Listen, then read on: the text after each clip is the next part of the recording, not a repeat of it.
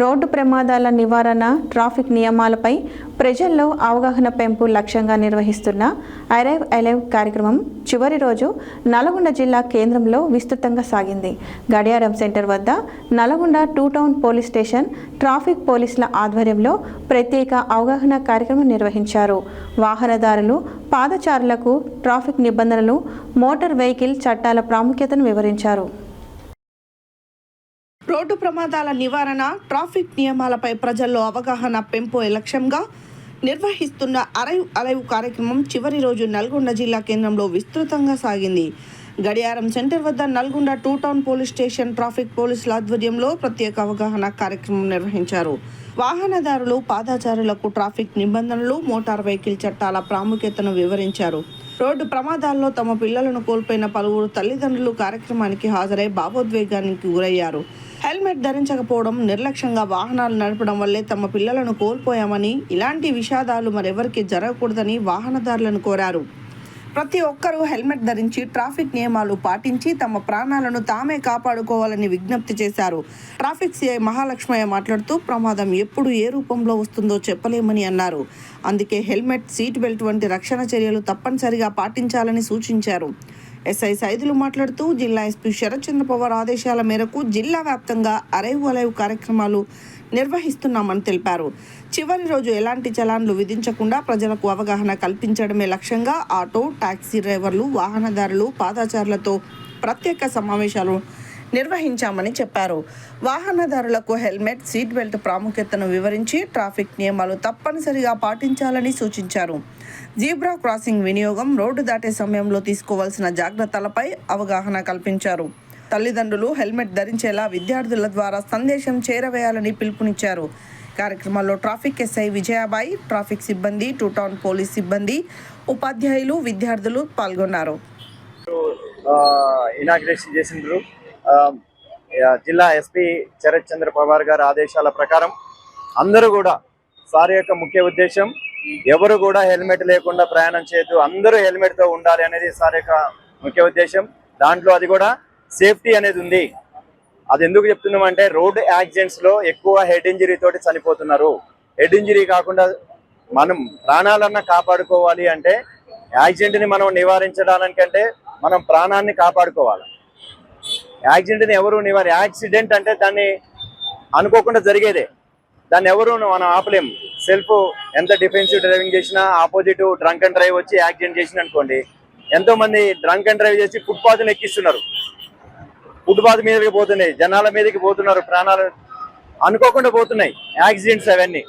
But ఎంత చేసినా కానీ దాన్ని నివారించలేం. కానీ సెల్ఫ్ డిఫెన్సివ్ డ్రైవింగ్ చేసుకొని ఎవరికి వాళ్ళు రూల్స్, రెగ్యులేషన్స్ అన్నీ ఉన్నాయి.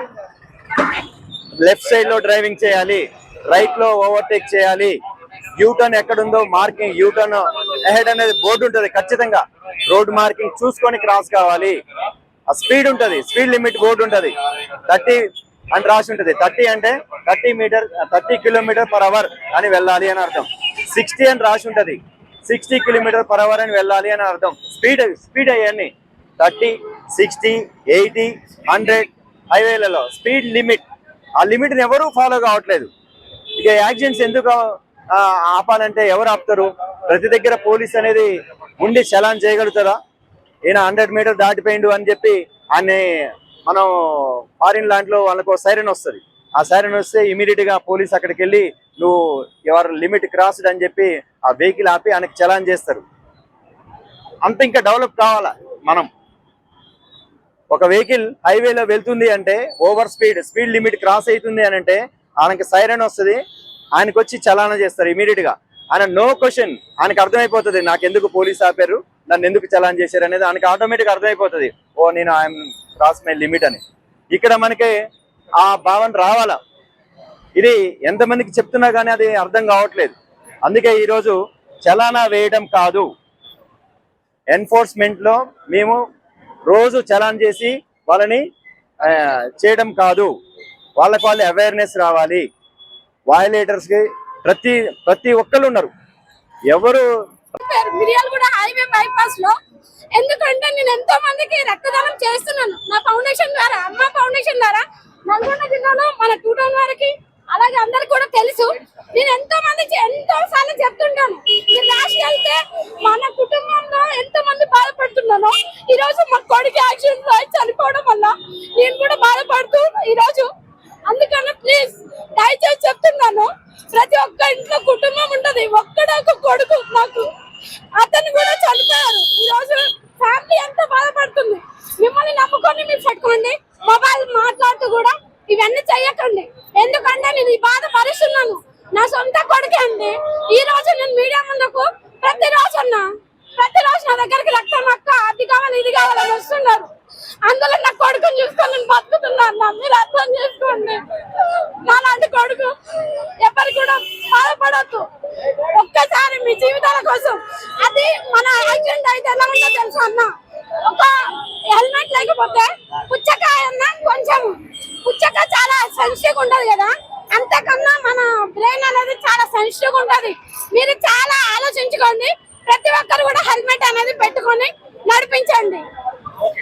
ప్రభుత్వం ఏదైతే ప్రతిష్టాత్మకంగా చేపట్టిన కార్యక్రమం ప్రజాపాలన ప్రగతి ప్రణాళిక 99 రోజుల భాగంగా ఈ వారం అంటే ఈ నెల 13వ తారీఖు నుంచి 18 వరకు రాష్ట్ర డీజీపీ గారు గౌరవనీయులు శివధరెడ్డి సార్ గారి ఆదేశాల మేరకు మరియు జిల్లా ఎస్పీ గారు శరత్చంద్ర పవార్ ఐపీఎస్ గారి ఆదేశాల మేరకు రోడ్ సేఫ్టీ వీక్ కింద అనేక అవగాహన కార్యక్రమాలు ఏర్పాటు చేయడం జరిగింది. ఈ రోజు 18వ తారీఖు చివరి రోజు. ఈ రోజులో భాగంగా జీరో ఎన్ఫోర్స్మెంట్ డే, అంటే ఈరోజు ఎటువంటి చలాన్లు ఎంబ్యాట్ కానీ టీడీలు కానీ డ్రంక్ డ్రైవ్లు కానీ ఎటువంటి చలాన్లు విధించాం. ఓన్లీ జంక్షన్లలో మాత్రం పబ్లిక్ని గేదర్ చేసి, అంటే 2 వీలర్స్ నడిపేటోళ్ళు కానీ 4 వీలర్స్ నడిపేటోళ్ళు కానీ ఆటో డ్రైవర్లు కానీ ఇతరత్ర ప్రతి వాహనం నడిపే వ్యక్తులని గేదర్ చేసి వాళ్ళందరికీ అవగాహన. యాక్సిడెంట్ వల్ల మన కుటుంబాలు, ఒక యాక్సిడెంట్ జరిగిన కుటుంబం ఏ విధంగా రోడ్డు బాలవుతుంది, మన యాక్సిడెంట్ జరగకుండా ఉండాలంటే ఏమేమి చర్యలు తీసుకోవాలి, మన నుంచి ఒకవేళ ఎదుటి వారి వ్యక్తి కూడా రాంగ్ రూట్ వచ్చినా సరే మనం డిఫరెన్స్ స్టడీ చేసుకుంటూ ఏమాత్రం జాగ్రత్త ఉంటే మన ప్రాణాలు కాపాడుకుంటున్న కార్యక్రమాల ద్వారా వివిధ జంక్షన్లలో పోలీసు మరియు ట్రాఫిక్ సేవ ఆధ్వర్యంలో అనేక కార్యక్రమాలు నిర్వహించడం జరుగుతుంది. కాబట్టి వాహన చోదకులందరూ ఈ విషయాన్ని పరిగణించి ఖచ్చితంగా పోలీస్ శాఖకు మరియు ట్రాఫిక్ శాఖకు సహకరించి ఖచ్చితంగా ప్రతి ఒక్కరు విధిగా హెల్మెట్ ధరించాలి, 4 వీలర్స్ నడిపేటోళ్ళందరూ సీట్ బెల్ట్ ధరించాలి, మరియు తాగి వాహనాలు నడపొద్దు. ఖచ్చితంగా మైనర్లకు ఎట్టి పరిస్థితుల్లో వాహనాలు ఇవ్వకూడదని తల్లిదండ్రులకు హెచ్చరిక జారీ చేస్తున్నాం. అర్థం చేసుకోండి.